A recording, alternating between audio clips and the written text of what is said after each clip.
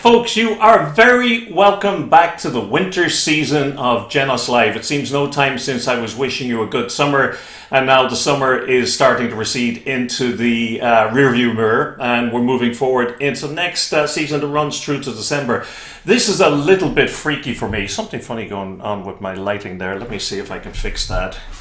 And if I can't, we'll just have to put up with it. Don't know what it is. Okay. Oh, there we go.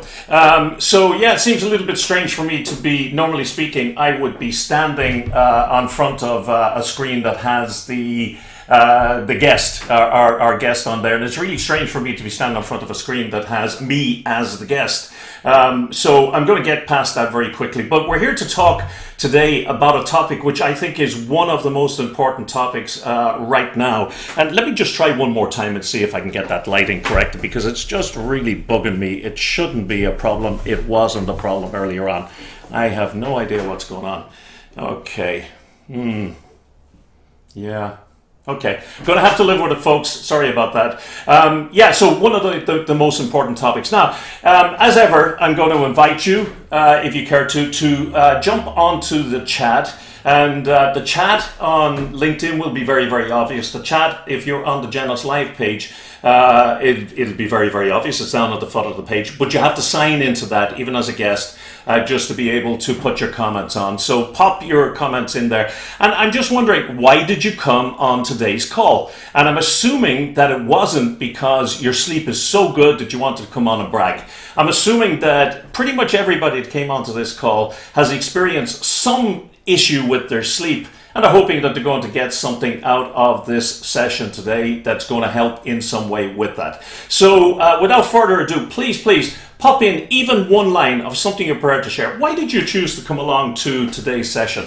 And yeah, so over the course of the next several weeks, we are going to have a genuine who's who of experts on all of the topics that you actually care about right now. So we have Paul Zak talking about how to create immersive employee experiences, how to create environments where people are really, really engaged. And Paul Zak, you may remember as the author of The Moral Molecule, speaking about trust and the role of oxytocin. Then we have David Burkus, who is going to be talking about how you can manage anywhere, how to manage remote teams. Then we have myself back again, and then we have Jeff Brewers, who is a sports psychologist and a FIFA referee, who will be coming in and talking to us about what lessons we can learn from sports performance to transfer into everyday business performance.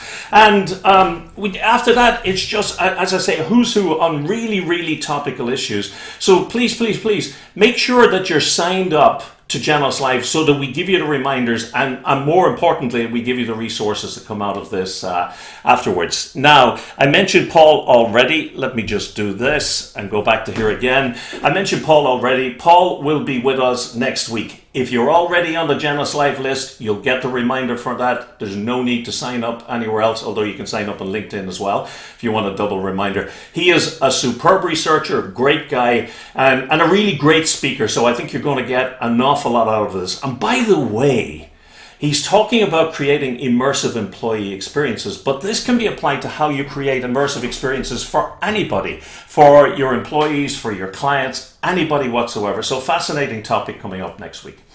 We have a huge amount of meat in this week's session, and because of that, we have put together a booklet that summarizes all the key stuff that we're going to cover today, and we're going to send that to you afterwards. Now, let me tell you, first off, we'll send that to anybody who is registered for the Genos Live reminders and resources. If you want to be getting these resources and you want to be getting the reminders, pick up your phone, hold the camera over the QR code. It'll give you a link to go through and sign up. If you're already signed up, don't worry, it's coming to you. And if you sign up a second time, we'll thank you very much. If you're not sure if you're signed up, go and sign up just to be sure. It's a really excellent, I think it's about 15, 16 pages long, and it's going to summarize the 8 steps that we give you to action in this session to improve your sleep. Let me tell you a little bit about Genos International. Now, I don't have sight of the chat here, but I'm going to imagine that I have sight of the chat, and I want you to, you can put your hand up, or you can do a thumbs up, or you can put yes, and Elaine will be watching in the background for me, and she'll tell me afterwards. I'm just wondering, do you know anybody who, when they walk into the room, sucks the energy and the positivity out of the room and drops the temperature 2 or 3 degrees? And if anybody's responding, I know it's thumbs up and yeses, just like it'll be thumbs up and yeses if I say, do you know anybody who, when they walk in the room, makes it a warmer, better place to be? And yes, I know that you're going to be saying, yes, we know those people. What the difference between those two people and the impact they have on you is the behavior they bring into the room. The shorthand we use for that is the way that they show up. And that's so important. The way people show up is so important in getting people to engage with one another and having the impact that's sometimes described as charismatic. That second person may well be what you describe as a charismatic person. And that's important because understanding that the way we show up is important is critical to business success, because the way we show up determines the way people feel in large part. The way people feel determines the extent to which they engage. And the extent to which they engage determines pretty much everything about the outcome of that relationship. Whether or not this is a business relationship or a personal relationship or with your significant other or even your kids. So the way you show up is critically important. And that's what we describe emotional intelligence as, the science of how you show up. And that's what Genos do. We recognize that, as Bill Markling says here, culture is how employees' hearts and stomachs feel about Monday morning when they're sitting there on Sunday night. So if you want to get your people, your leaders showing up to their reports in a way that they engage and get the best results, teams showing up to one another in a way that they get the best results from one another, salespeople showing up to clients in a way they get the best results, that's what we do. We do it with emotional intelligence assessments and development programs, and we also certify coaches, consultants, and trainers to do it. We must be pretty good at it because the last 5 years we have been one of training industry's top 20 assessment companies worldwide, and we're just doing the application for number 6. So please, a collective crossing of the fingers with everybody so that we, a collective crosses finger, that we'll get it again this year. Okay. Before we go into the neuroscience of sleep, I want to introduce you to a new team member.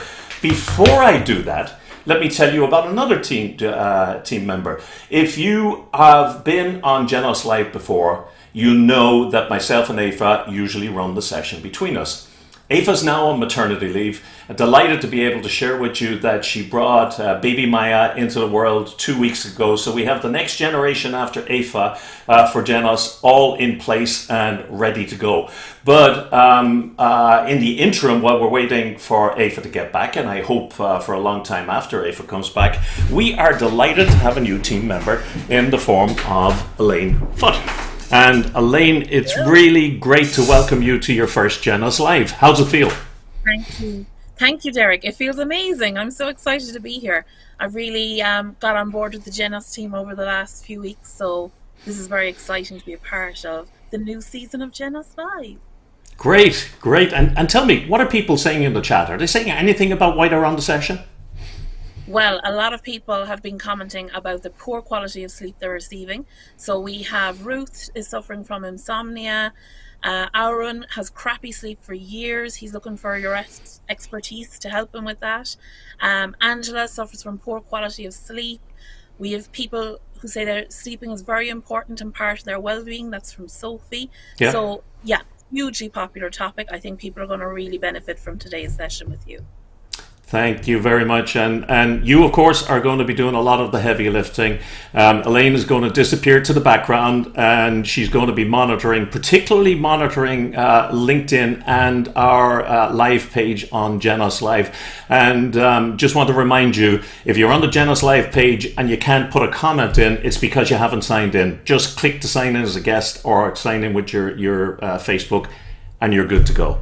So Elaine, we'll see you during the program. I'll come back just to give them a rest from me and see if we have any questions popping up during the session. So I'll see you in a very short while. Great. See you soon. Take care. He pressed the button and nothing happened. There we go. So we're on to the neuroscience of sleep. Now, I had actually put a slide into this presentation and I got versions all mixed up. And it was a slide about a clinical professor in the University of California who coined a term which he called coronasomnia. And she said that more people are suffering more of the symptoms of insomnia because of the uncertainty and the disruption to life over the last couple of years caused by the coronavirus, and of course caused now by the political and financial or economic situation in much of the world. And that's something that's not going to change very, very quickly.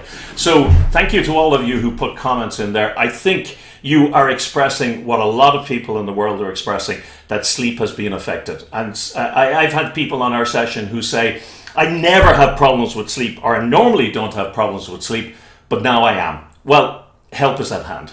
So first thing I want to say to you, well, actually, the first thing I want to say to you is that light in the corner is driving me nuts, but there's not a thing I can do about it. So I'm going to let it go. First thing I want to say to you is I am not a medical doctor. I'm not a medical professional. I'm not a psychologist. I'm not a sleep specialist. I'm a researcher and a trainer and developer. And what I do is I take complex topics like the science of sleep and work them into accessible everyday actions. If you are having serious issues with your sleep, yes, there will be some ideas in this session today that will undoubtedly help, but they should not supplant any advice by your medical professional, and anything your medical professional tells you about your sleep should take dominance over any of the advice here today. So just approach this from the point of view that we got a lot of really good science and research-based tools that I'm going to share with you, but take a thoughtful approach to applying them. Now, somebody mentioned insomnia in the startup, and I want to hit on that first because there is a lot of insomnia, but there's a lot of people who think they have insomnia and because their sleep is bad. And I want to clarify what the medical profession describes as insomnia and tell you what you should do about it if you have it. So the medical profession defines insomnia as a condition where you either find it hard to go to sleep, you find yourself waking up several times during the night, you lie awake at night, you wake up early and you can't get back to sleep, and you still feel tired after getting up. And they always recommend that if you're experiencing 3 or more of these symptoms for 3 months or more, that you've got something approaching a definition of insomnia. And that's definitely a time to go to your medical professional and seek their referral to a sleep specialist who will be able to help you out with that. Now, the other time, if your sleep problem is getting in the way of your life, and I mean if it's affecting your mood, your energy, or relationships, if it's affecting your concentration, your productivity, or your ability to stay awake, or if it becomes a source of anxiety, and there's a lot of talk about sleep anxiety in the current climate right now, again, go to your medical professional and look for a referral to a sleep specialist. Do not let sleep destroy your life. Take an action upon it. Now, I'm going to give you 8 actions you can take while you're doing that during today.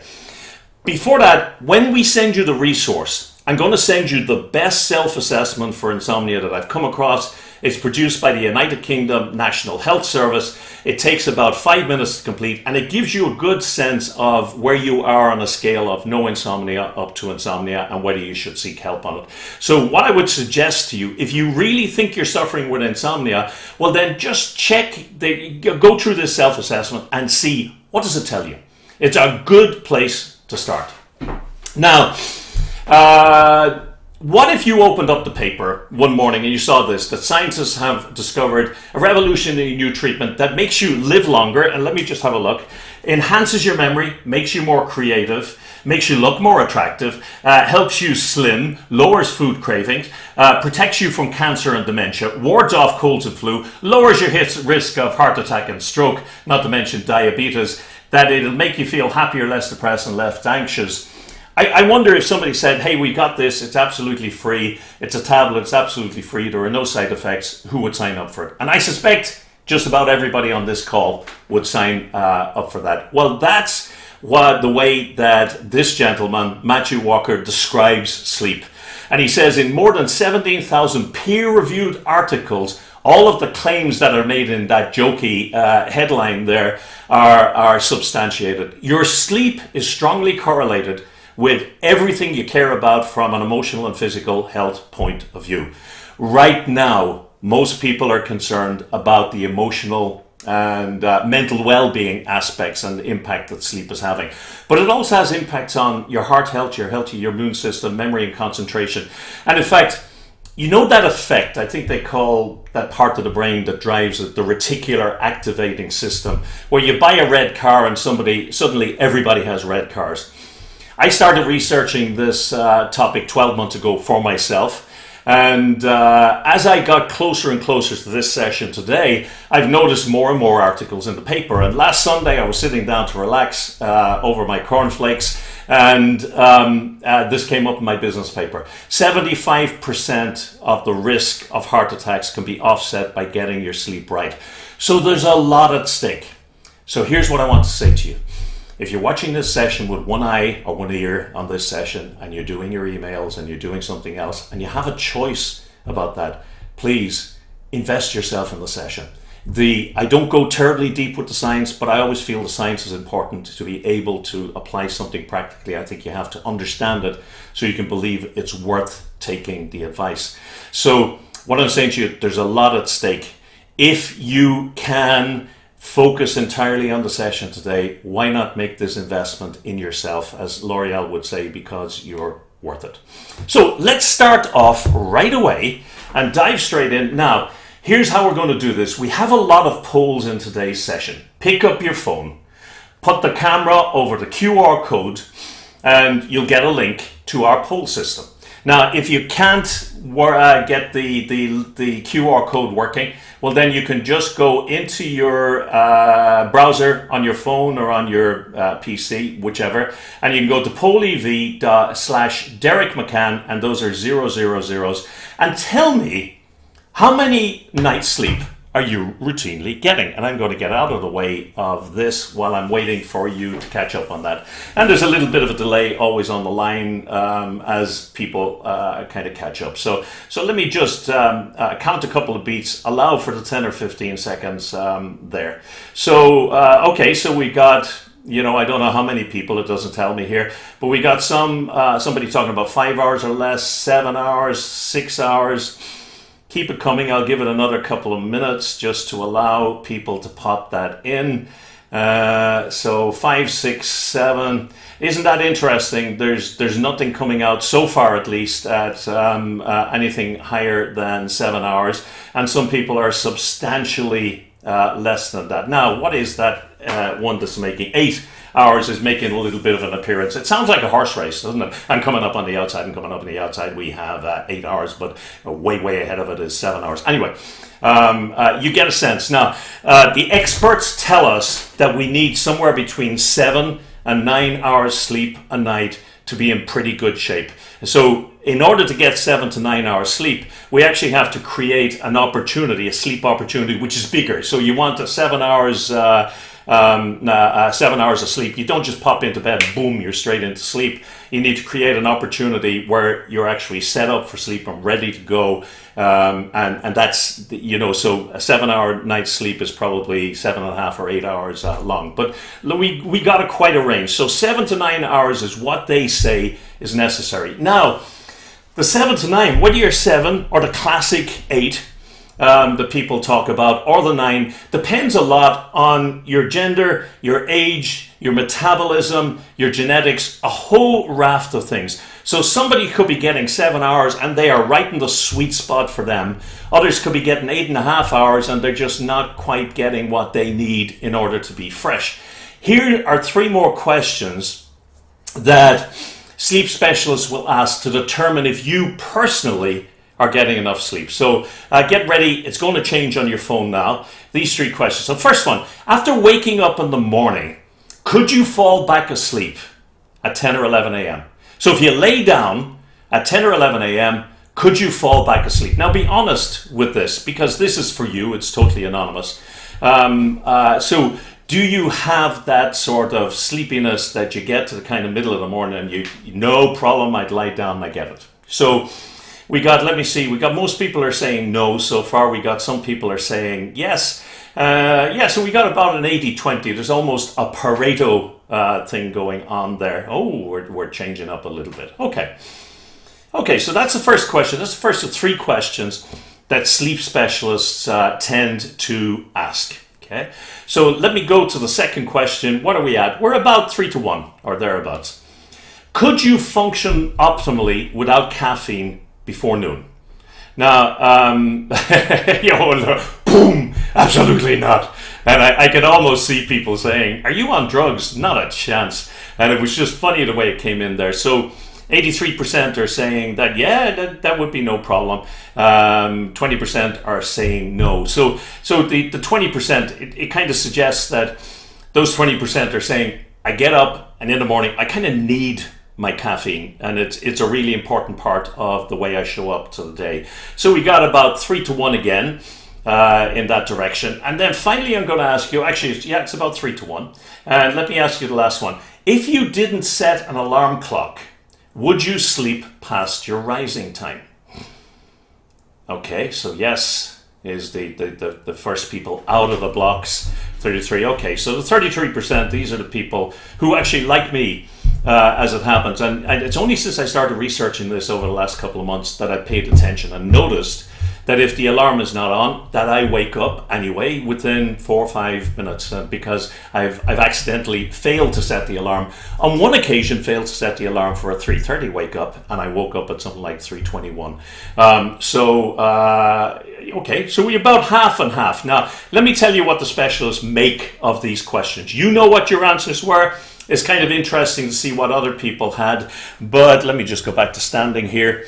If you answered yes to any of these, you may not be getting sufficient sleep. Okay, so any one of those can be a marker for not getting sufficient sleep. Now, please don't panic. Don't let me put you into sleep anxiety.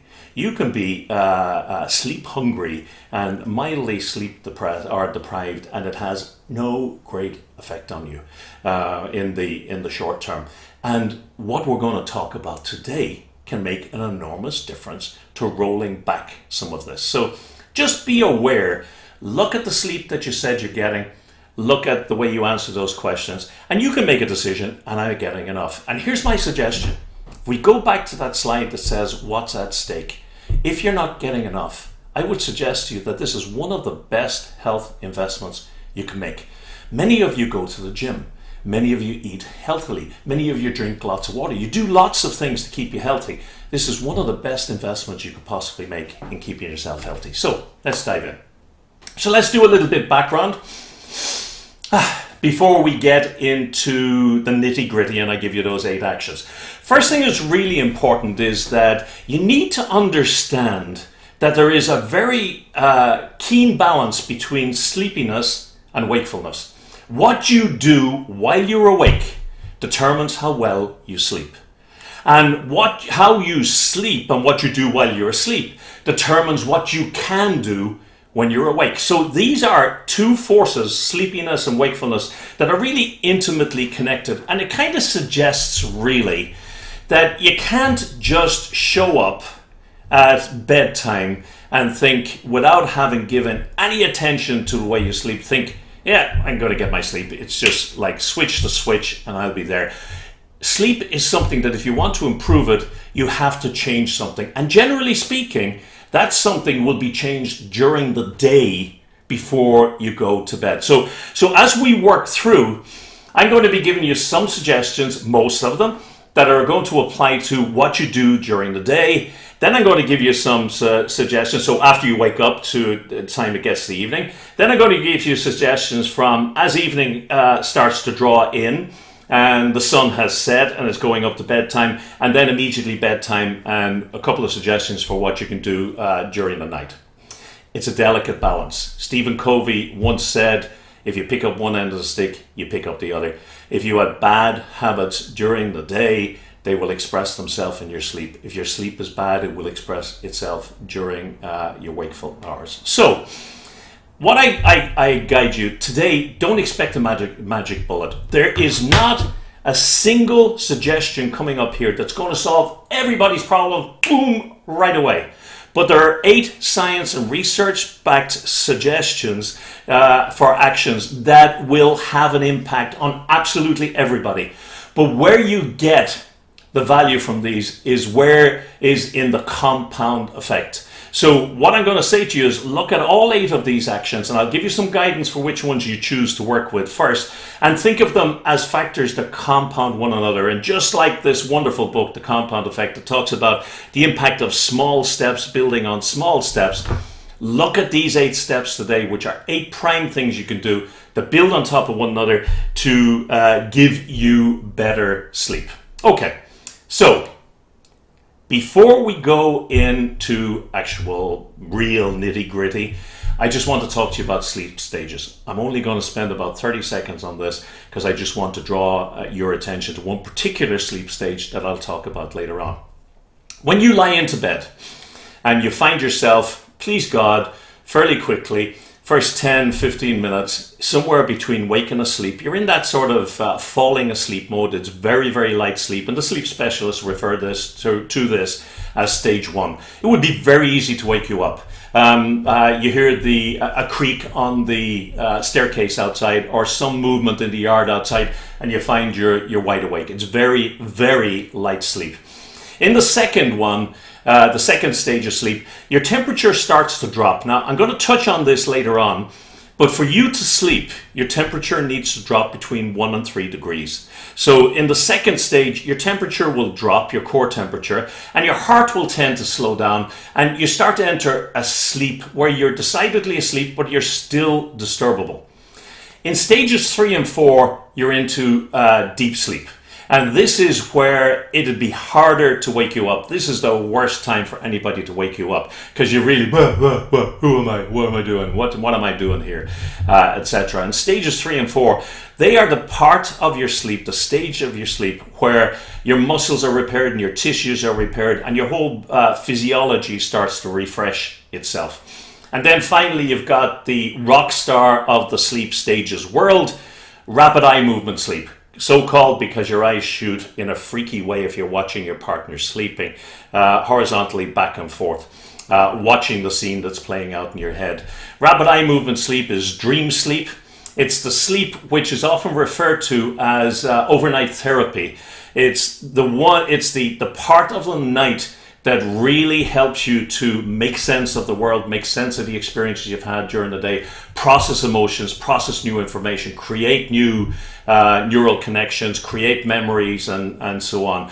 And when sleep experts look at a scanner and they look at somebody in REM sleep and they look at somebody awake, they can find it very difficult to tell which is which. If you didn't give them a clue which is which, it can be difficult to tell because our brain is going nuts. And very frequently there are even impulses in our limbs as we're doing that, in that dream sleep, as we live our way through whatever is going on in our minds at that time. And for that reason, we are paralyzed so that we don't get up and start acting out our sleep, going out and driving the car or playing with sharp objects or whatever it happens to be. Now, I'm drawing your attention to REM because that's an important part of something I am going to talk about later in the session. By the way, I keep looking down to check out my timing here because there's a lot of meat in this, and that's why I'm going like the clappers and that going really, really fast, because I want to give you guys an opportunity to ask questions as we get into them. So here we go. First off, there are 2 forces, biological forces, that determine the balance between sleep and wakefulness in your body, in everybody's body. And we're going to look at those in a little bit of detail. The first one is a chemical-driven process, which is going to be the first place we go. And the second one is a light-driven process. They are completely separate processes that conspire to keep you on a clock where more or less you're asleep during the dark hours and you're awake and alert during the light hours. And they do that in very different ways. They don't really interact with one another, they're independent from one another, but they're really kind of driving the same cycle. And we're going to look at both of those, because if your sleep is not working as well as you want it to, you need to look at what's going on with those forces and see what am I doing or what am I not doing that might actually get these more in tune with how I want my sleep to be? Okay, so I promise you, I'm not going to overload you with technical terminology, but I am going to give you some because it's important. Let's start with this chemical adenosine. Okay, adenosine is, for all the world, you could think of it almost like exhaust. It's a byproduct of the neurons in your brain combusting energy. So you're going through your day, and the neurons are working away, and the brain is processing, and it's processing energy to do its work, and it's got a byproduct which is called adenosine. And as you go about your day, and it builds up during the day, when you wake up in the morning, it's magically back to close to zero. But from the moment you wake up and the moment you're up and moving around, it starts to build up again. So if you can imagine, you wake up in the morning and you're largely adenosine free, and then during the day it builds, I was going to do it down. During the day it builds up and up and up and up. So it builds up steadily during the day until 12 or 14 hours later it reaches a peak and it causes you to want to sleep. And I'll show you how it does that now in a moment. Broadly speaking, adenosine suppresses the wakefulness areas of your brain and brings online the sleepiness circuits. So from the moment you wake up, adenosine is conspiring to bring you back to bed. And it's doing that on about a 12 to 14 hour clock. So the more adenosine you get, so the later in the day you get, the sleepier you feel. You get to the afternoon, you should hopefully feel much sleepier than you did in the morning. Or let me say, you should hopefully have felt more wakeful in the morning than you do in the afternoon. After 12 to 14 hours, what they call sleep pressure becomes such that sleep becomes an imperative. You just have to sleep. You just gotta sleep, and you start falling asleep out of your standing if necessary. Now, here's how it works. Here's how adenosine works when it gets into your bloodstream. So every cell in your body has an adenosine receptor. So it's for all the world, it's this little piece, this little jigsaw piece here, you can see here, which is made to accommodate adenosine. So you get up in the morning and let's imagine that your adenosine is completely gone. It's probably not, but let's imagine it's completely gone. The adenosine builds up during the day, and you'll notice that the adenosine fits perfectly into that receptor on the cell. And what it does is it starts to shut down the cell. So one by one, adenosine starts to shut down the cells in your body. So eventually you get to a critical mass after 12 or 14 hours, where so many of the cells are asleep, you want to be asleep. So adenosine is just a chemical mechanism running on autopilot, triggered by you getting up and moving around and starting to close down those cells bit by bit, and after 12, 14 hours they're completely closed. Now, this is where I think it's appropriate here to talk about caffeine, because many of us, by the way, I love caffeine. I am not down on caffeine. I adore the stuff. It gives you a big shot of dopamine, energy, motivation, and for those of us who drink it, we just love it. Most of us, we just adore it. Caffeine is an antidote, or the BODs would say a caffeine antagonist. And what it does is you've seen already that adenosine gets in cell by cell and it starts to close down those cells. What's particular about caffeine is it has a receptor on it, or it has a molecule form that allows it to occupy the same place as adenosine. So when you drink caffeine, the caffeine molecules bond with your cells and they make it impossible for the adenosine to get in and connect with it. So it slows down the process of you feeling tired, which is really interesting because, but there's one challenge with that, and that is that as you continue so actually let me do this. First I want to say to you that I love caffeine. I don't want you to think that I'm all down on it. It increases dopamine and motivation. We need to understand that for most of us, the half-life of caffeine is about 5 to 7 hours. Now, by half-life, I mean that after 5 to 7 hours, the level of caffeine from that cup of coffee you drank at 10 o'clock in the morning is down to about half of what it was just after you drank it. So you drink a cup of coffee today at 10 o'clock, And the half-life, it means 5 to 7 hours. So let's say 3 o'clock to 5 o'clock. There's still half that caffeine in your system.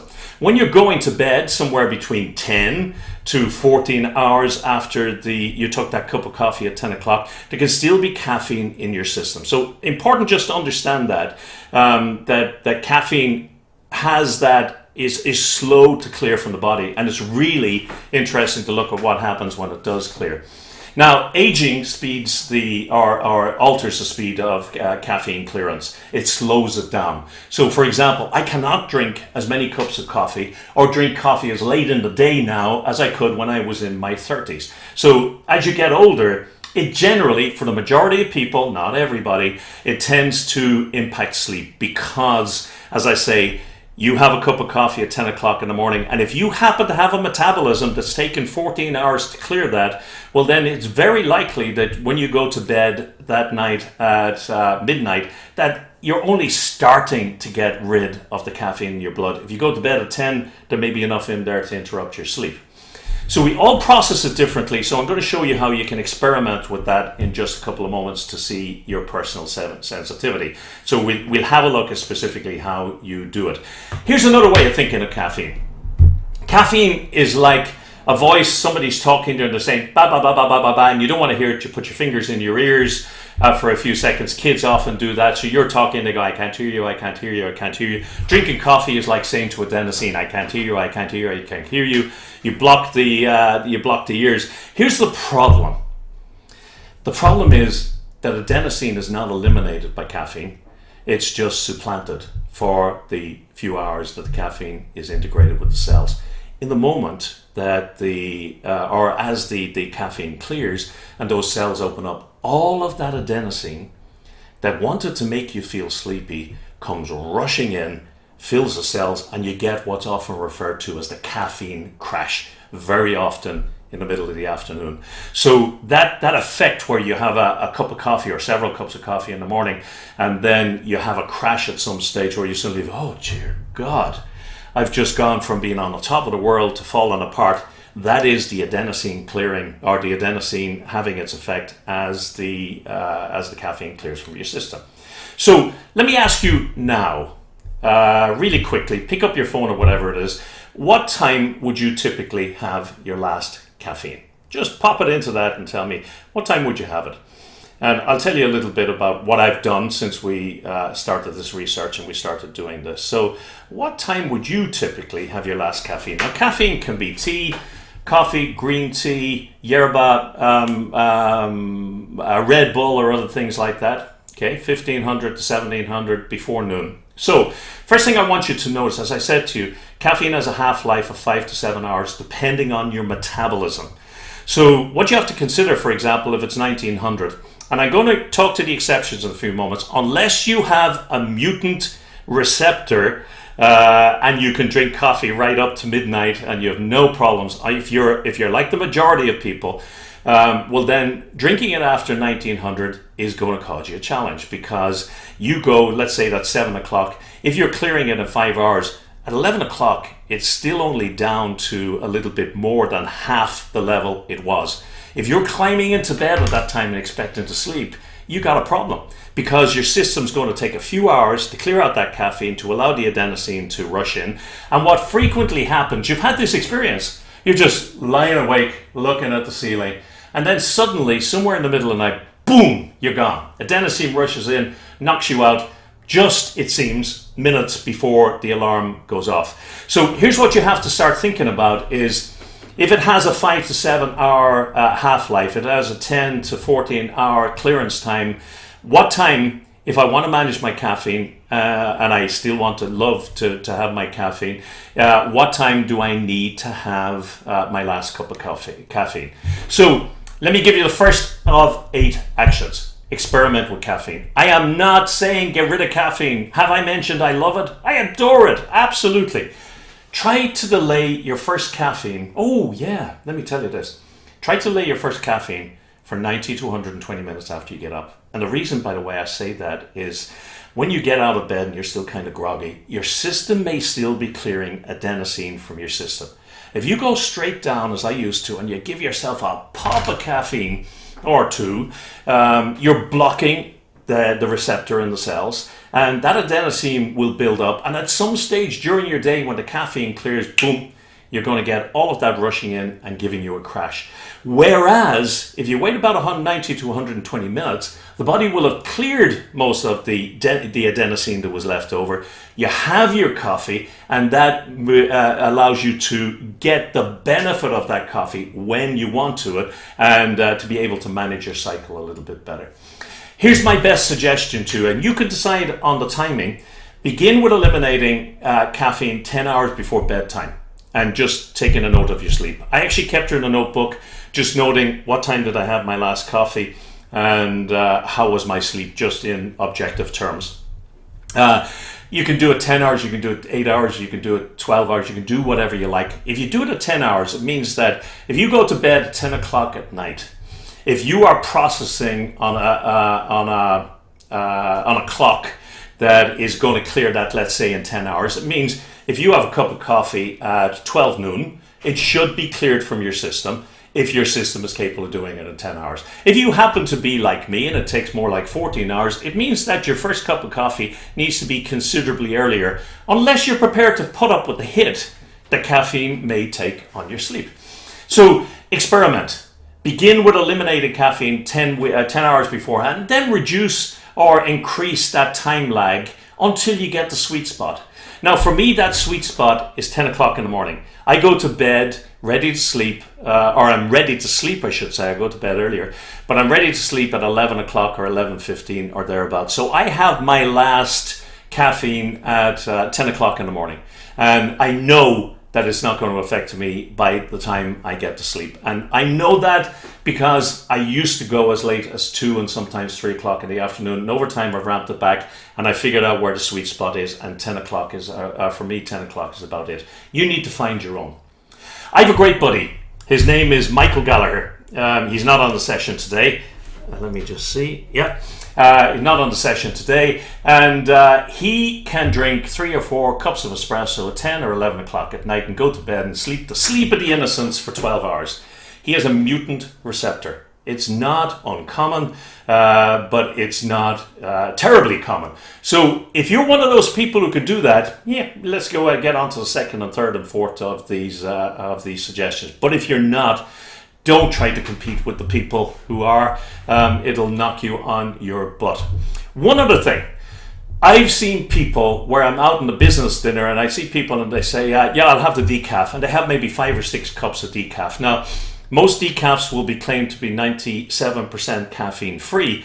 But according to Walker, they could be anywhere between 3 and 10% of regular caffeinated coffee. So if you have 4 or 5 of those, you're getting the same caffeine as in half a cup of coffee. So again, I'm just saying, be thoughtful about it, experiment with it, see what works for you.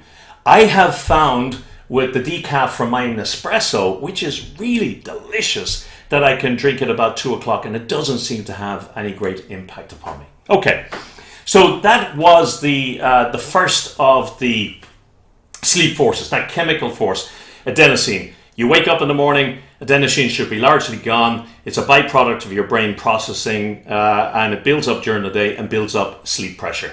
And caffeine is one of those things that antagonizes it or slows that process down. Let's talk about the second force that I mentioned. Now, I have a slide somewhere later on, and I had meant to change it up here earlier. And it said, have you ever pulled an all-nighter? Have you ever stayed up all night? And you find that when you get 3 or 4 hours past your bedtime, so let's say for me, if I get to 3 o'clock in the morning, you start to feel, oh man, I'm never going to be able to keep this going. There have been times when I pulled an all-nighter trying to get a proposal out, or when I'm traveling, and we've all had that experience. But what's really interesting, you get absolutely banjaxed, tired, for 3 o'clock or 4 o'clock in the morning. And then 2 or 3 hours later, you get a jolt of energy and you start to feel alive again. You start, well, what the heck just happened there? That's this second sleep force kicking in, and it's one that's based on light. It's called the circadian rhythms. I don't doubt you've heard of them before. Circadian, circa, about dia, day, about 1 day. So it's about 24 hours from the Latin. And it's an internal clock that regulates your wakefulness and sleepiness. It works in parallel and independently of the adenosine cycle, but it works through the same sort of hours in the same way. It's driven mainly by light, specifically sunlight. Most of us do not want to sleep until it's dark. Most of us don't want to sleep during the day unless we're sleep deprived. It's more natural for us to sleep in the dark and to be awake during the daylight hours. That is the effect of your circadian rhythm. And it's run by a very complex mechanism in your brain. I think it's the chiasmatic complex. Doesn't matter what it is, what it's called. Bottom line is you are programmed to want to sleep at night and not to want to sleep during the day. Here's the way they work. On your first exposure to light, you get a boost of a chemical called cortisol into your blood. This is the only time of the day you want cortisol. Any of you who have ever been on a Genos session where we're talking about stress, you'll have heard cortisol discussed as being a stress hormone that's very much involved in the fight or flight response. And cortisol triggers the adrenal glands. The adrenal glands release adrenaline, which gets your heart beating faster because remember your heart slowed down, and promotes wakefulness, so it gets you going. You want to feel a jolt of cortisol in the morning because you want to be woken up comprehensively. You want to get out of bed and go, boom, I am ready for the day, man.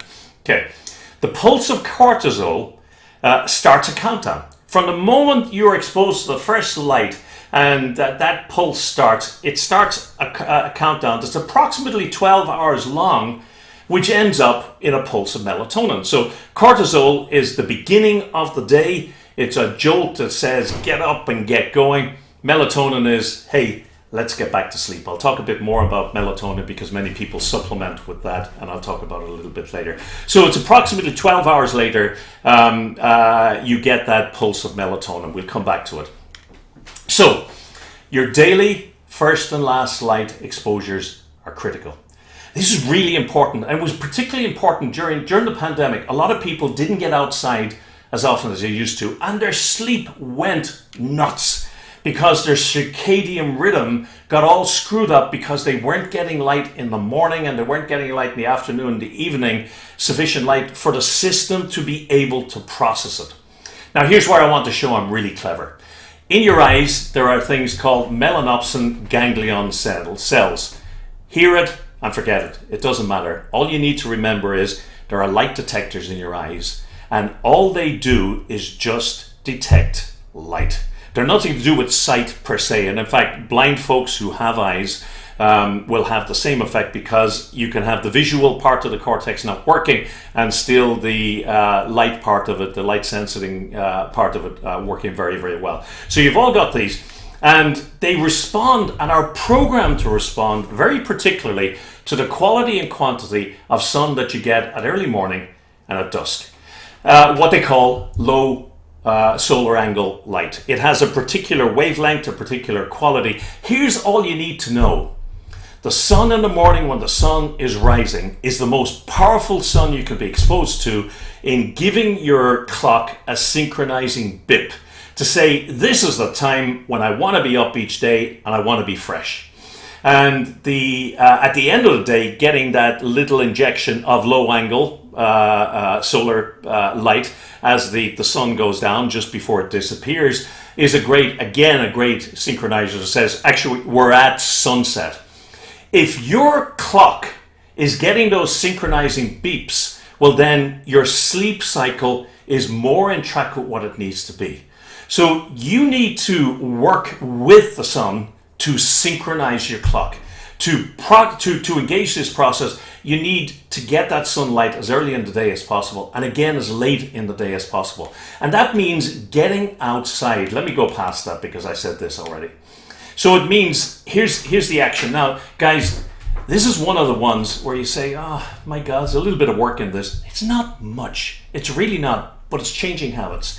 And that is, you need to get on a good clear day where the sun is visible in the sky or not invisible, 8 to 10 minutes of exposure to morning sunlight. Needs to be outside, not through windows.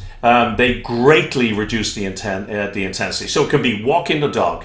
It can be standing outside having your breakfast. It can be doing your morning jog. But the important thing is the intensity of sunlight is so much heavier and so much better quality for your eyes than any artificial light that it is the most effective way of synchronizing your clock. So if you want an action, get out for 8 to 10 minutes in the morning within an hour of getting up and get that sun into your eyes. I don't mean stare at the sun, until you're blind. I mean get that exposure. Places like Ireland, which today is dark and overcast, you're not getting as many lumens or lux as you normally would if the sun was showing for people like, for example, California. Places like that, you need to get a little bit more. It might be 15, 20, 25 minutes. So again, if you've got any routine that can allow you to get out, like walking a dog or taking a jog or taking a walk or whatever, you need to get that exposure. Artificial light has a much more limited impact. And it's a pain in the ass because artificial light has less of a positive impact in synchronizing your clock in the morning than it has in screwing up your clock at the end of the day. I'll explain why that is in a few moments. But artificial light is not as good. Now, if you can't get it, even the light I have around here, I won't show it to you, has wavelengths that can be kind of useful. The ring lights that you get for doing blog posts or blogs and Zooms can be useful as well. But it's an order of 10 or 100 times more effective to be outside. So getting out and getting that exposure. We have, in general, an insatiable light hunger. We need to get as much light during the day as possible. So try and get out just to get some of that exposure.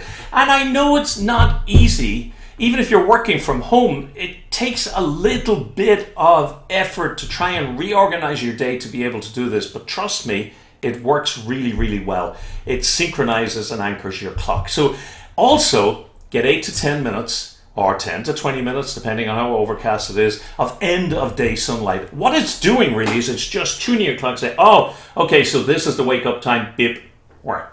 And then at the end of the day, oh, so this is the end of day when we start to start ramping down to go asleep. Tremendously effective and terribly overlooked, and particularly important in an age where we're getting exposed to so many artificial sources of light. Our systems evolved millennia ago at a time when the only light was sunlight, and that's the way our systems are triggered. The third action I want to give you, and these will all be in the resource that we're going to give to you, is limit your light exposure after nightfall. The longer you're awake, the more sensitive you become to light. So the lights in the house, like the bulbs, that weren't good enough in the morning to trigger your circadian rhythms, can actually screw at them in the evening. And particularly the lights we tend to have in these devices. Most of the LED type devices and lights we have now have a huge amount of blue light, blue wavelength light, which really can screw with things. So as you're moving into the evening, you need to start reducing down the light that you're getting, because the more light we get, the further out we're pushing that impulse to sleep. So it's like we're moving the end of day, we're moving sunrise forward. We get enough light, we're screwing with the time at which our body thinks we should be getting ready to sleep. So limit evening light. Experts suggest that you do it at the lowest light level at which you can read. Now, I've experimented with that, much to the annoyance of my wife. She went ballistic. Just did not like sitting in dark rooms, and we did it, fair play to her, she helped me and she supported me, and we did it for a couple of weeks, and it had some really great effects. But here's what I'd say to you. Whatever light you're using now in the evening, however you can cut it down, start to cut it down. Don't have yourself flooded with lights when you don't have to. Try to keep the lights that you're using lower to the ground than up above, because they're not mimicking sunlight. So lowest level at which you can read. And then we've got the devices. So you've got your phones, you've got your computers, and we all use those, and we all use them in the evening. But you need, if you're seriously sleep deprived, you need to start cutting those out early, at least 2 hours before you sleep. Some of you I'm thinking of one in particular. I was going to mention his name, it wouldn't be fair. There's a gent I do business with, and I get mails from 8 or 9 o'clock at night because he's picking up on his mails. And I only know that because I'm picking up on my mails as well. And so some of you are reacting in horror and say, I can't not be on my PC and I can't not be on my phone. If you do have to be on them, well then do something about the light they're giving out. We're going to send you links. On Apple phones, there is a mode called night shift. It kicks in at sunset wherever you happen to be, and it kicks out at sun up wherever you happen to be, and it changes the quality of the light coming out of it to a more friendly sort of light. It doesn't cost you a cent. Now, don't go looking for it. I'm going to give you the link to it. The piece on Windows PCs, there's something called night light or night shift or something. No, it's not night shift, but I couldn't make it work. I just couldn't get it to work. So I got a free app called Flux, and Flux turns your PC into something that looks like it's powered by candle, but it's still perfectly workable, and it has a much lower level of the harmful light. And there are lots of free blue light apps, and some of them not free on Android. So if you do have to use devices in the evening, please, please, please reduce the harmful effect of them. So anything you can do to reduce the light in the evening is going to help. Now, I just realized that I have ranted on and on and on, and I haven't gone back at any stage back to Elaine to say, hey, what are people saying? So sorry, folks, if you've been posting in questions. What have we got? Oh, and sorry, I cannot hear you until I put this thing in my ear. Where is this thing gone? Here we go. Okay. Are we on?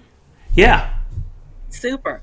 Well, we've been getting a lot of comments, Derek, both on the website and on LinkedIn. So from the website, Sylvie says she can fall asleep the moment her head hits the pillow. Wow. She wakes up 2 hours later. And there's no special thoughts in her head. She's very calm. She just cannot seem to get back to sleep when she wakes up, and she wakes up tired. So she's here today to find out tips on how to resolve that. Okay, and before you move on that, because I meant to cover it in the presentation, I just want to tip on that.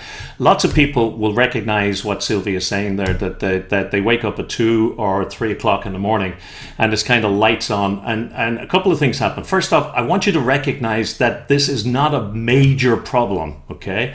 So, and it's, don't get me wrong, I'm not minimizing it. What I'm saying is it's something that a huge amount of us experience.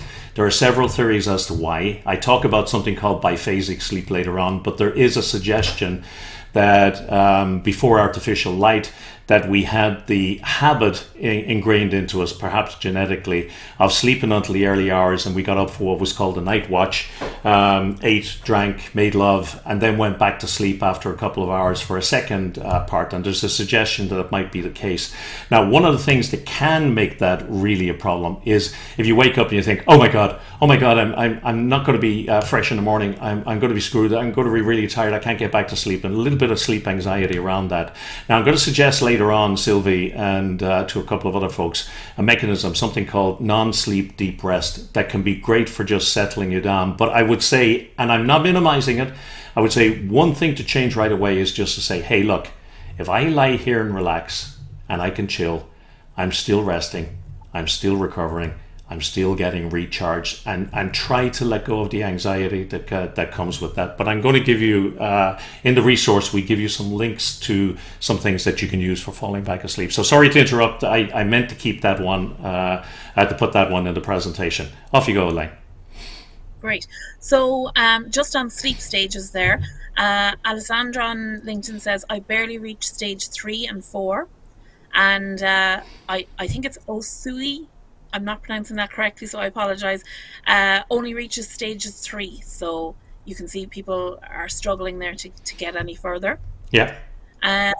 Then we have Melissa is joining us. It's 8:24 in Ontario, she says, and she's having her first morning coffee while she's listening in to us. Yeah.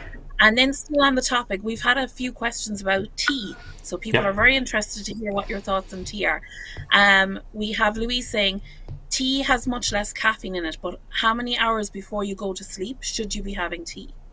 Yeah, and you know, the reason the reason that I put no percentages and no grams of caffeine in there is because there's such a wide variety, even across coffee, there's such a wide variety of dosage in there. And depending on whether you're drinking green tea or black tea or yerba tea or some herb teas which have caffeine in them, it can differ.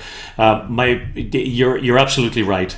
Green tea and black tea has less caffeine in it, but so again, I would suggest that what we talked about earlier with the caffeine is, again, experiment with it. Caffeine, whatever form it comes in, takes 5 to 7 hours to get to half the level in the system. So you're still going to, after you have your cup of tea, whatever you're getting from that tea, and if you're feeling a lift from it, half of that caffeine lift is still in your system 5 to 7 hours later. So again, I think it's, and I'm sorry, I hope it doesn't sound like a cop-out, but it is an experimental thing. You have to, what do you drink tea-wise? When do you drink it? Keep a note of the times, see what impact upon the sleep, and log it. It can be as simple as just two numbers in your or two entries in a notebook. One that says 10 o'clock, my last cup of tea or whatever, of coffee, and then sleep. On a scale of 1 to 10, or one scale of 1 to 5, 5 was excellent, 1 was crap, just a score, so that you get some objective sense of it. So it's I wouldn't be able to tell you the relative number of grams or percentage of caffeine in there, I'm afraid, because just too wide. Yeah. Well, Samir had a similar question. He said, I sometimes feel sleepy after taking tea. Why could this be? So I guess it's, as you say, the caffeine levels, and they drop off. So it's probably unique to each person. Yeah, I would wonder, Samir, are you drinking that tea because you're feeling tired? In which case, when you're drinking it tired, you're basically getting a lovely, comforting sort of warm drink, and the short term, and I don't know if this is an explanation, but the short term effect may be to sort of comfort you and make you feel a little bit more relaxed. What they tell you in this country when you're driving and you find that you may be starting to fall asleep, they say, grab a cup of coffee, pull over to the side of the road or to somewhere safe, and take a 15-minute nap, because it takes a while for the caffeine to kick in. And so if the tiredness is at a level that you're taking a cup of tea from it, it's probably just some kind of comfort effect or some such, but the caffeine is coming down the track, unless it's an herbal tea. Many of the herbal teas have no caffeine whatever. Very good. So then, on the subject of light, Sophie asks, does the night light need to be from the sun, or is artificial light okay? Now, really, again, the very best light you can get, believe it or not, and here I am, I'm just proving how clever I am. Let me see how my time was. Good, we're good. Those melanopsin ganglion cells actually respond very particularly in a measurable way, orders of magnitude better, to the particular quality of low solar angle light. That is light that comes from the sun when it's coming up in the morning, and light that comes from the sun when it's going down at night. And we have evolved to respond to that. So hands down, no doubt whatsoever that the best light exposure you can get is out in the open, and not even out in the open while you're driving your car to work, because you're probably not aware of this, but most of the windscreens in your cars have UV filters, and they're filtering out some of the useful stuff that you want to be getting when you're there. So it's really a question of getting outside and getting exposed to that light without sunglasses, by the way, because sunglasses will cut it down. If you get a light meter and you hold it up in this room, which is really, really bright because we're broadcasting, you'll get a couple of hundred lux. If you go outside and it's really dull today, you'll get a couple of thousand lux. The light outside is so much brighter and so much different that it really needs to be sunlight, ideally. But if you can't get sunlight, well then turn on all the lights in your house, get whatever you can, switch on your ring light, switch on any of the devices that might trigger you in the morning. Very good. Vantia says, I need to have a cup of green tea before bed. It's been a habit now for 8 years, more than 8 years, sorry. So that's, I suppose, her routine, if it's affecting her sleep maybe. If it's not affecting your sleep, good for you. It definitely has caffeine in it. If it's not affecting you and it gives you comfort and it helps you sleep, girl, go for it. I honestly, go for it. Mick Gallagher, the man I mentioned earlier on, he'd drink coffee right through the evening, right up to the time he goes to bed. He has, as I say, a mutant receptor cell set up, and so it doesn't affect him in the slightest, and he loves the stuff, and I love the stuff as well. But if you are drinking the tea and you are having problems, one of the things you can do right away is substitute in a chamomile, or let me tell you my favorite herbal tea. It's really nice, really mild, and it actually tastes nice. There's one that was set up in the 60s by a bunch of hippies called Celestial Seasonings. It's now a big brand, Celestial Seasonings, and it's called, surprisingly, Sleepy Time Tea. And it's actually really nice and comforting. There's not a jot of caffeine in it, and it's lovely and it's pleasant, and it may have the same effect of giving you that comfort perhaps that the tea is giving you. If it's not affecting you, hey, roll on. If it is, if your sleep is affected, wipe it out or cut it out for 5 or 6 days and see what happens. Experiment. Yeah, great. And then Jane says, a slice of lemon in hot water works for me anytime, day or night. I used to drink nothing but strong coffee. It's all about changing your palate. Changing your palate and changing your habits, and you'd love my wife Marie. Every morning she gets up, she gets a big mug of hot water and she squeezes a lemon into it, and that's what she has. And then later in the morning she has her coffee. She doesn't have it later because I said, hey, the research shows that you should hold off your coffee for a night. She does it because she does it, and she swears that she feels altogether better and more lively during the day as a result of it. Certainly your lemon water is not going to do you any harm at night, unless, like me, it might make a little trip in the middle of the night necessary. So, yep. We have another comment here. It says, it might also be a question of tradition or habit or genetics, but people in Kazakhstan and other countries in Central Asia traditionally have evening meal and tea together. And especially in rural areas, they have tea late in the evening when all the work is done, and they get up very early with the sunrise or before, milking cows, taking care of animals and doing other work. At least that's the experience of Aijul, I think the name is. Yeah, and you know what? It could be tradition, it could be habit, it could be genetic as well. I don't honestly know. But here's the thing: if they are not experiencing any hit upon their sleep, it's not a problem. I suspect in some of those cultures, and I may be a miles wrong, that they also have a nap culture. They also have a kind of like the Spanish, what do they call it? A siesta type, an afternoon nap that allows them to catch up. Maybe I'm wrong, maybe I'm right. Often when we follow the cycles of nature, people end up sleeping quite differently. So it could be that. Let's take two more, and then I want to get back. And let me say to anybody who's on, this is such a hot topic that I'm not going to switch it off at the top of the hour. So if people want to hang on for questions, I'll stay here for as long as you want to with questions. But just in the interest for those folks who've only scheduled the time, I'll just take two more questions, and then we'll go back to the main session. And at the end, if you're able to hang around, great. And if you're not, there'll be a recording. Yep. Okay, so we'll go with Kristen. She says, do you know how well microcurrent therapies, example Healy, help for better sleep?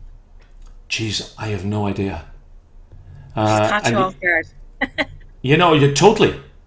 And you know what? I'm asking now. I'm going to ask Elaine to write that down because I haven't had that question before, and that's really. I don't know. But next time I deliver this, I will know. Thank you. Thanks for the question. Thanks for the education. A whole other series to do on it. Maybe. So then we'll take one final question, and sorry, I've just lost it. So Alexandra says, do you believe anxiety can really be affecting my sleep? According to my neurologist, my insomnia is due to anxiety. Oh, absolutely. Oh, no doubt. Remember that chemical that we mentioned earlier on, cortisol? Well, cortisol plays a big part in anxiety, and if you're getting really anxious and you're getting triggered into something approaching that sort of fight or flight response, well, then your system is probably getting jolts of that all the way through the day. You're getting a lot of adrenaline. I don't know what the half-life of adrenaline is, but it takes a while for you to come down. So there's no doubt that anxiety can affect sleep. And the problem there's often a vicious circle in that anxiety affects your sleep, and then you become anxious about the fact that you're not sleeping, and you're waking up tired and you're becoming anxious, and it's trying to break that cycle. And my best advice to you is, if you've tried all of the, let me call them over, I know I won't use that expression, but if you tried, say, apps like Headspace and Insight Meditation Timer and things like that, and other practices that are designed to reduce your anxiety, please talk to your medical professional if the anxiety is really interfering with your sleep. Because like I said at the beginning, if it's interfering with your sleep so much that your sleep quality is interfering with your life and making you either impossibly tired during the day, or affecting your mood, or affecting your relationships, it's time to do something about it. But the answer to your question is absolutely, undoubtedly, the anxiety is a factor in hurting many people's sleep. Anxiety is very frequently triggered by uncertainty, and man, we have had so much uncertainty over the last couple of years. Absolutely. But here's what I still say to you. Is with all of the applications, that all of the ideas we're talking about today, still at the end I'll advise you to pick a couple of them that feel like they'll fit you. Start working on the issue. But if anxiety is a real issue, talk to your physician. And a cognitive behavioral therapist can be really, really useful in this. So thank you for that, folks. Keep the questions coming. We will deal with them at the end and keep the recording going for that. But I'm going to dive back in because we're on number 3. Now, the other ones I hope we can get through quickly. What are we on? 20 minutes. Okay, let's go. Back to standing again. Okay, so I've already said that, yeah. Get zero light during the night. Okay, you get up to have a whittle during the night. See if you can either have in some way natural light. There's always a little bit of light coming from outside that'll light your way to the bathroom. Don't switch on the lights. Don't be looking at sources of lights. Don't be looking at your LED clock and so on and so forth. That's going to screw you up a little bit. Worst comes to worst, get one of those cheap little battery powered LED lights that has 2 LEDs. Put it down low in the bathroom. Give it a kick as you're going in to switch it on, so it lights you. Give it a kick on the way out as you get zero light exposure during the night. Let me talk about melatonin. I'm going to be really fast on this, and I'm going to talk about, because people often supplement with it, and often supplement with it wrongly. At the end of a day, at the end of this light cycle, as I said to you, melatonin is triggered, produced by the pineal gland, which has the very sinister sounding name of the often referred to as the darkness gland. And it's triggered by darkness, it's inhibited by light. So when the light goes down, you tend to get a pulse of melatonin, and melatonin wants you to sleep. So it's an additional force separate to the other force of adenosine that is making you want to sleep. Let me just move this back in here. Here's the key thing with melatonin. It triggers sleep, but it doesn't actually maintain it. So it can help you to fall asleep. Most of us get enough melatonin in our systems to help us fall asleep, and supplementing with it is of limited use, possibly outside of the what do they call it? I'll come back to it in a moment. The effect where we think it's having an effect. It's just gone from me for a moment. But anyway, it triggers sleep and doesn't maintain. So it's like a starter's pistol. It says, right, go, sleep. As soon as you climb into bed, melatonin starts falling down again. So you get something going on that's almost the opposite of the adenosine cycle. I'm not going to talk to you about supplements. All I'll say to you is melatonin supplements are not sleeping tablets, and they have limited effect. And if you wake up at 3 o'clock in the morning, your melatonin supplement is not going to do anything to put you back asleep. Now, let me ask you, pick up your phone again and tell me, put a little dot over the morning bird on the left-hand side, early bird, morning lark, or the night owl. We describe ourselves very frequently in these ways. Early bird is, I like to be up early and I go to bed early. Night owl is, I prefer to stay up late and I prefer to get out of bed late. Now, maybe you could put it over the top for what your preference is. So just go into that and just tap on the top, and you should get, let me make sure that's actually coming up there, because I'm not seeing any, but okay, I got an indicator. Thank you very much. So you can see, okay, we got a few people responding. You got the early birds and the night owls, and it's just interesting to see. Give it a couple more seconds, because what I'm going to show you is that the statistics say that about 40% of the global population are early birds. About 30% are night owls, and then the remainder are somewhere in between. And we've got 1 or 2 night owls, and we've got, 1, 2, 3, 4, 5 early birds. We've got 3, 4 night owls, and so on. So this, I think people often think that this is just some kind of, I don't know what, crank science or something, but there's actually a lot of research behind this, and you really need to know what your chronotype is. Your chronotype is, are you an early bird or a night owl? And as I say, the researchers tend to have more than early birds and night owls. You've got lots of different classifications, but broadly speaking, about 40% of the world is early birds. 30% are night owls, and the remainder are somewhere in between with a bias towards night owls. Night owls get it rough, and they get it rough because in general the habits that we have for work and when we start work and when we close down for the night are set by the dominant population, the early birds. So if you're somebody who's much more comfortable staying up to 1 o'clock in the morning, then getting out of bed at 9 o'clock and starting work at 10, you're in a world that's not terribly friendly to you, or at least you were, until hybrid and home working became more the norm. And that may be an opportunity for some people to correct this as an issue. Your type is strongly influenced by genetics, and it's affected by your age, where you're located, daylight savings hours, and so on and so forth. Here's the key point I want to make. If you move too far from your chronotype, your sleep is going to suffer. If you are somebody, for example, who is decidedly a night owl and you force yourself into a getting up at 5 o'clock in the morning and going to bed at 8 o'clock at night, you're going to suffer because your whole physiology is pulling against that. Sometimes there's nothing we can do about that, but often there is. First thing you need to know is, what is your chronotype? And happily, there's a scientific way of doing that. Right now, a lot of people who think they're night owls because they go to bed at 10, they can't sleep, are people who are not actually night owls, but they're not getting enough early morning light to synchronize their clock so that their body thinks it's actually much earlier than it is and it's telling them to go to sleep at 1 or 2 o'clock in the morning. So that getting that early morning light may well help you if you think you're a night owl in a tough world. Complete this questionnaire. We're going to give you a list, or we're going to give you a link to it in the resource that we're giving you. It's called the MEQ, and it's the Automated Morningness Eveningness Questionnaire. It's a beautiful name, isn't it? You answer about 19 questions, and it gives you a great report back. I'm going to give you a link to that. It's produced by the Center for Environmental Therapeutics, and thank you for them for letting us use this. So you go into that, you complete it, and it gives you a remarkably, by my estimation, remarkably accurate indication of where you are. It tells me that I'm a 61, and you can see a 61 on that scale is moderate morning. It means I'm not a 5 o'clock in the morning person. I'm typically 6:15 to 6:30, going to bed at 10 with a view to sleeping by 11.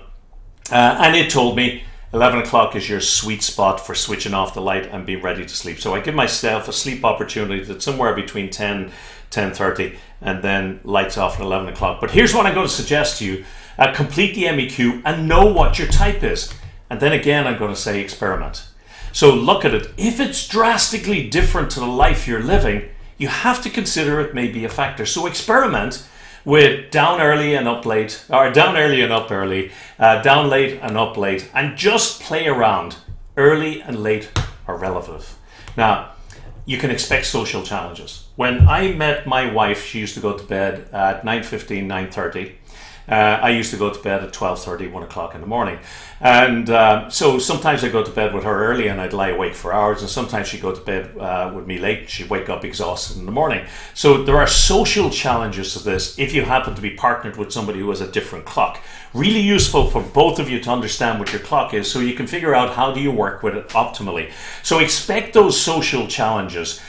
Sometimes relationships really suffer badly when you've got people that are dramatically different chronotypes. Just knowing that it's an issue means he's not just being a pain in the ass saying he wants to go to bed early. She's not just being a pain in the backside saying she wants to go to bed late. It's how she's wired. So really, really useful.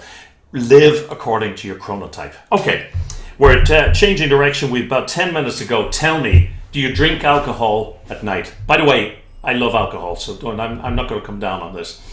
Do you take a nightcap? Now, taking a nightcap, I should have put that differently. Some people specifically take a little shot of whiskey or red wine or something to get them to sleep at night.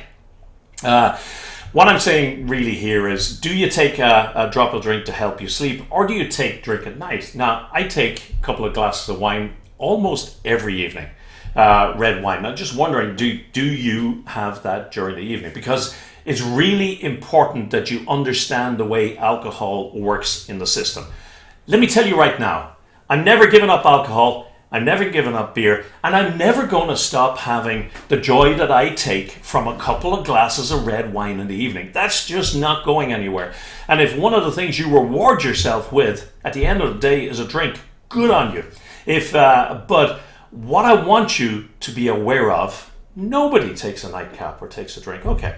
What I want you to be aware of is that alcohol has a very particular impact upon your sleep.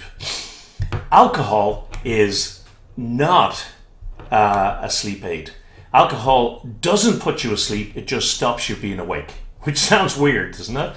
So it sedates you, it stops you thinking and planning, but you're not sleeping. You're not going through the cycle we were talking about earlier. The single most effective antagonist or antidote to that REM sleep that you need for memory, concentration, for focus, for mental health, for emotional health that you need for learning.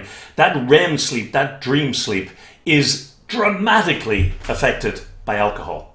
We tend to think that we sleep very, very well with alcohol, but what it actually does is it just knocks us out, prevents us getting into what one of the experts calls the overnight therapy of REM sleep, which is essential for so many things. Now, here's the problem with it.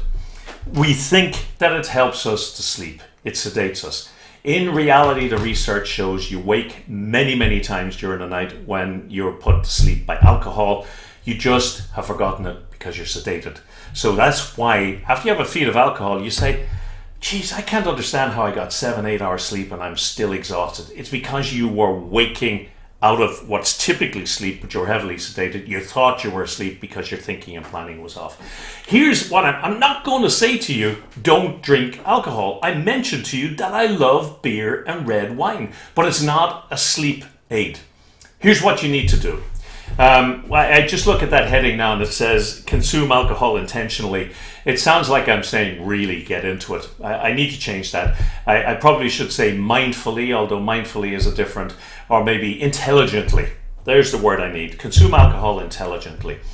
It takes about an hour to metabolize a can of beer or a glass of wine and to stop it having that REM sleep blocking effect on you. So do you need grade A sleep for tomorrow? Be intelligent about it.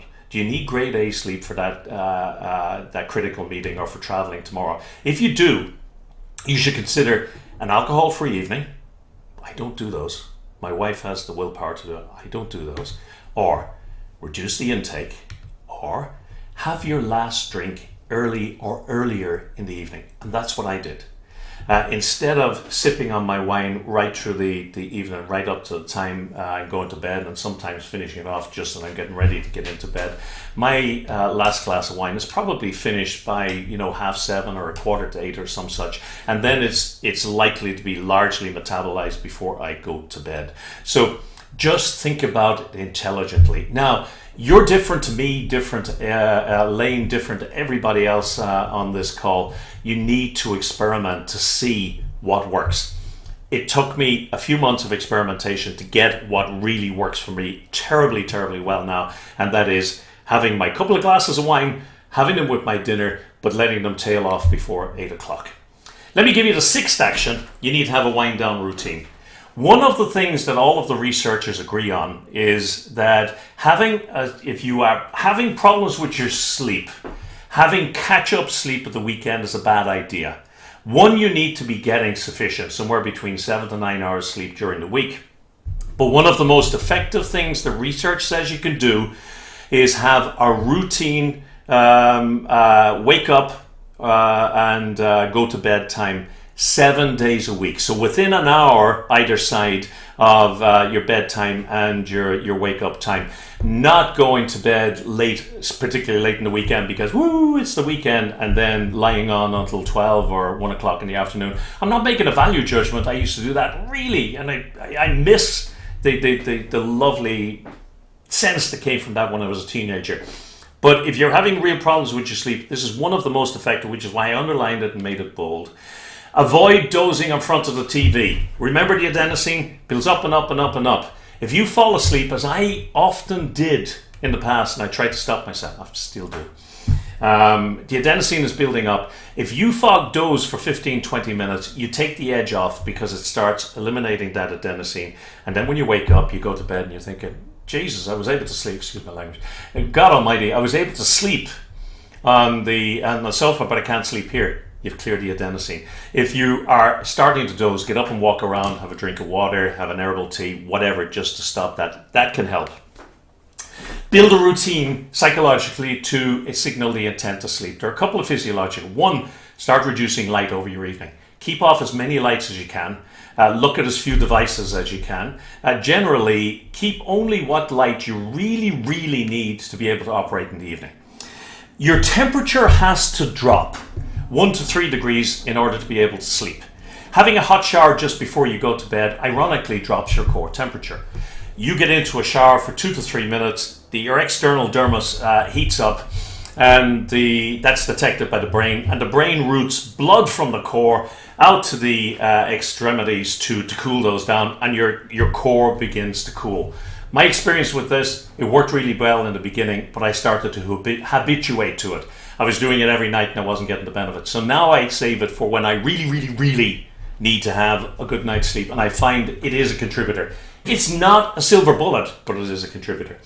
Bedtime drinks, some herbal drinks have constituents in them that do actually help to wind you down, but I think there's also a psychologically comforting element in that, and I think it was Sophie earlier on that mentioned the green tea. Seventh action, and apologies I'm charging because I want to get you in on time, cooler is better in the bedroom. You've heard these advice, I think, on sleep hygiene, probably on other sessions, but cooler is better. Most people think, if I have a lovely snuggy warm bedroom, I'll sleep better. Not so. 15 to 19 degrees, 19 being the max, is about what you want it at. And if that's too cool for you to sleep, pile the blankets on, because if you get too warm, you'll find that your arm pushes your hand or your foot out. It has glabrous skin on it that allows heat to evaporate from it. Bedrooms are for sleeping, not for watching TV. Seriously, psychologically, light-wise, stimulation-wise, get the TV out of the bedroom. If you really enjoy it and you want to keep at it, it's your choice. But what you're doing is you're killing the sanctity, psychologically speaking, of that sleep space. You should be going into a place where you're programmed to sleep in it. Study is a no-no. If you want to read low intensity stuff that's not going to challenge you and have your mind running. Remove your phone if you can. And you know what? Most of the time, you can. Many people have fallen into the habit of having the phone in there. It's a light source. They wake up in the middle of the night at 3 o'clock in the morning. They start looking at that. They start messing with their circadian rhythms because they're reprogramming themselves to go back to sleep much later on. So get your phone out of the room. Eliminate even the smallest sources of artificial light. Anything that's putting light out in the atmosphere, put a tape over it. If there's a button that has a red LED, put a tape over it. And remove or hide, turn away always on time sources. If you're waking up in the middle of the night, a real contributor to sleep anxiety is looking up and saying, oh dear God, it's 3 o'clock, what if I never sleep again? So don't give yourself that. Instead, hop into the NSD, or we'll talk about in a moment. If you don't like all this, well then you don't like to getting all that stuff out of the room, wear an eye mask. I'm going to make you a recommendation on one that works for light side sleepers. I got about 2 minutes left and I'm just right on time here. So I'm going to be about 2 or 3 minutes late. Eighth action, quiet your mind. Meditations, we'll give you some suggestions for non-sleep deep rest. It's a type of relaxation approach that includes some meditations and some research-based sleep hypnosis and sleep visualization. Start an hour or two beforehand to kind of wind down and just to slow your mind down. I realized I did this in a different form. A lot of the experts talk about closing down your mind by an hour before you go to sleep, just scribbling down on the page any things that you didn't get done during the day that are a source of worry for you. Get them down on paper and say, I'm going to look at that tomorrow. I found, in fact, that I do that at the end of my business day. So I take anything that I really needed to get done today, and I'm not going to get done tomorrow, and I say, important for tomorrow, and I put it down there. And the experts suggest that it's a 50% reduction in time to fall asleep because you're not mitering on those. Don't lie awake in bed for more than 30-40 minutes. If you're more than 30-40 minutes, listen to a non-sleep deep rest recording to get back asleep. Do some relaxation exercises, listen to a sleep visualization, or consider getting up for an hour. Biphasic sleep is that old sleep where people used to get up for an hour in the middle of the night. Don't switch on the lights. Don't go to your computer. Don't switch on your phone. Keep all of the lighting low. Do something which is relaxing. Do something like an NSDR or a meditation, or read a book by a very, very low light. Bonus advice, what do you do after a bad night's sleep? Oh my God, I slept crap last night. Don't do anything. So don't take more caffeine. That's what we tend to do. Don't nap, because all you're doing is eliminating what will help you sleep tonight. Don't go to bed earlier than your custom time. You've had the experience. Sometimes you go to bed because you're exhausted and you still can't sleep. Your circadian rhythms are not going to allow you. Don't supplement especially for it. Don't take any more caffeine. Don't supplement to get yourself back to sleep. Don't supplement to keep yourself awake, any more stimulants. Okay, we're just there. What do you do next after this session? Here's what you do. You remember, first off, there are no magic bullets. Secondly, download the resource for the masterclass. I have that will go out to each of you who are on that on the list, on the Genos Live list for the resources. I'm going to put up a QR code for that in a moment. It's really worthwhile getting your hands on it. Then identify one or two actions that you'd easily be able to do, that you'd be happy to do, and that you have a gut feeling might have some impact for you, and try them. Now, what's important when you're trying them is to notice what's going on with your sleep. It can be useful to have a very simple notebook that just logs it, monitor results. Now, you could try all of these suggestions right away, but I suggest don't. You're inundating yourself. Pick a couple that feel right, see what impact they have, do those, and then rinse and repeat over time. So I'm going to go back to some questions now. Let me see, can I leave that up?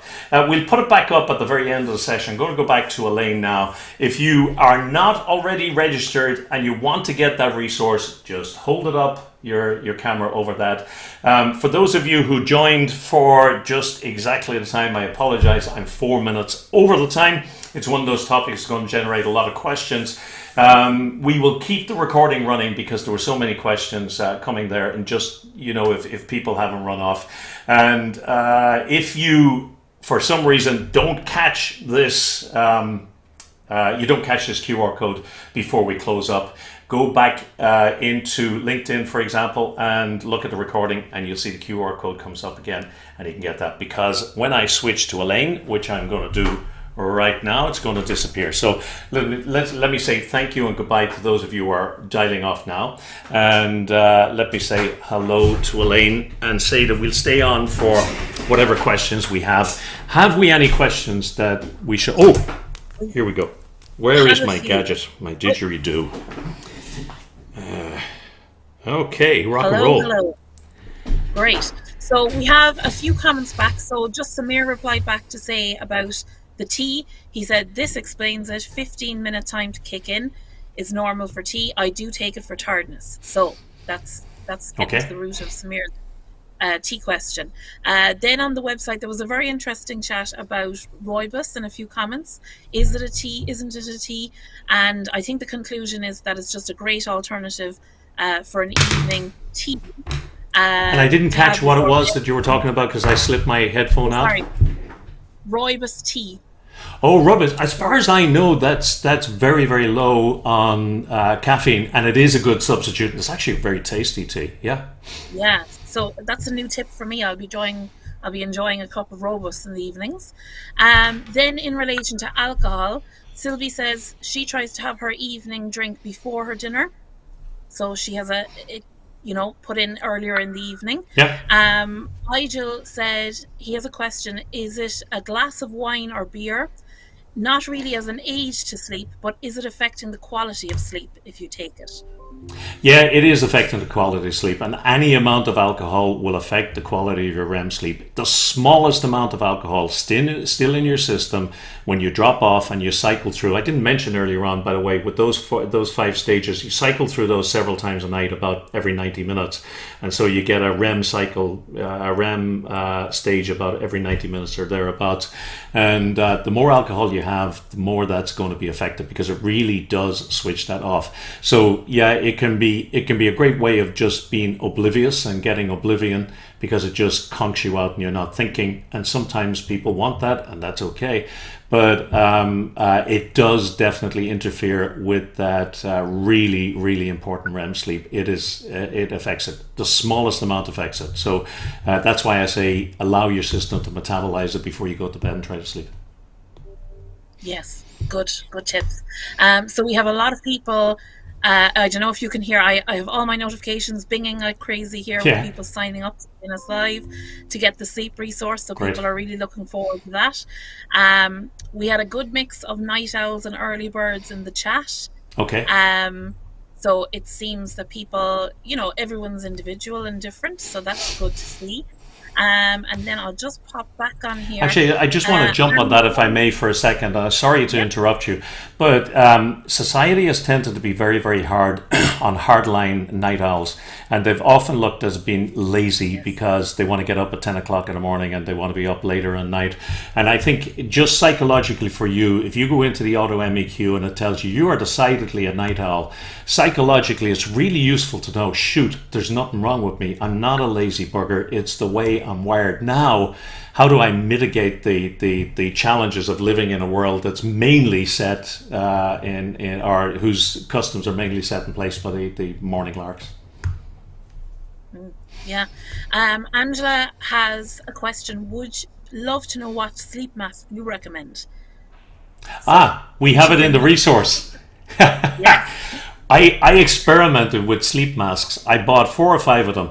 The most expensive one I bought was on Kickstarter, and don't tell my wife I told her it cost 25. It actually cost 75, and I bought 2 of them because the spec on it was fantastic. It looked beautiful, but I couldn't sleep with the damn thing because when I turned on my side, it was scratching my eyes and everything. I found one that is perfect, and I mentioned it in the resource. Yeah, it's great. I also have it in my basket to purchase. I'll just check, have a quick look on our website here again just to see if there's anything. So people they're saying excellent session, very interesting, great tips. Someone says, I scanned the QR code and it brings me to buying tickets for an event. Is this right? So maybe there's some mix up there, but we can share that again in the resource. Something is going pear-shaped, lads. What I would say, actually, it's what it is, and the address is genosemotionalintelligence.com, and you need http://